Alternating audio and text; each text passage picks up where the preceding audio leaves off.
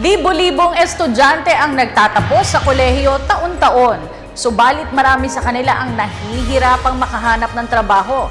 Narito po ang ilang mahalagang tips para makuha ang minimithing trabaho mula kay Ralph Obina sa kanyang special report. Pahirapang paghahanap ng trabaho.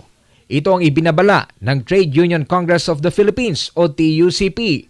Batay kasi sa report ng Commission on Higher Education, nasa mahigit 553,000 estudyante ang nagtapos sa kolehiyo ngayong taon. Kasama sa mga fresh graduate na ito, ang magkaibigang Pre at Irish Kiambao na batid ang hirap sa paghahanap ng trabaho. Sina Ella at Irish ay kabilang sa mahigit 500,000 fresh graduates na dadagdag, makikipagsapalaran at makikipagsabayan sa 7.5% o katumbas ng halos 3 milyong Pilipino na walang trabaho. Challenging kasi ang dami ko pong kasabay na mag-a-apply. Siyempre, una siguro kakatakutan ng kahit naman sino, yung rejection.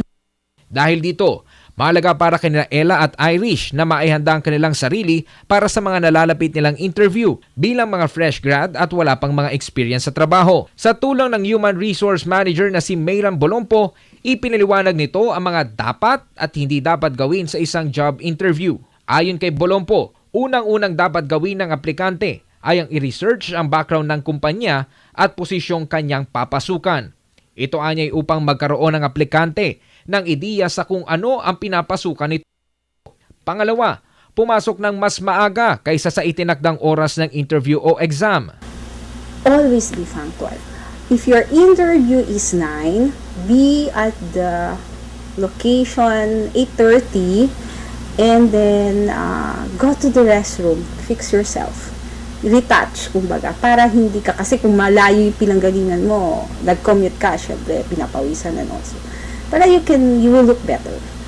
Sa pananamit naman, iwasan anya ang masyadong maikling palda, mga damit na may plunging necklines, maraming alahas, at pagsusuot ng tsinelas o sandals. Pang-apat, patayin o i-silent ang inyong cellphone habang nag-e-exam o nasa interview. If you cannot turn it off, put it on a mute, silent mode. Kasi it's very distracting and parang disrespect naman. Panglima, ugaliin magdala ng isa o higit pang ballpen para sa mga hindi inaasahang exam. Pang-anim, huwag nang dalhin pa ang kasintahan kulang sa inyong exam o interview. Mas maganda kung you came in solo. Kasi parang, syempre malaki ka na. Parang hindi naman. Although meron kasi mga hindi sanay, hindi familiar. Kasi siguro may kasama. So be conscious of that.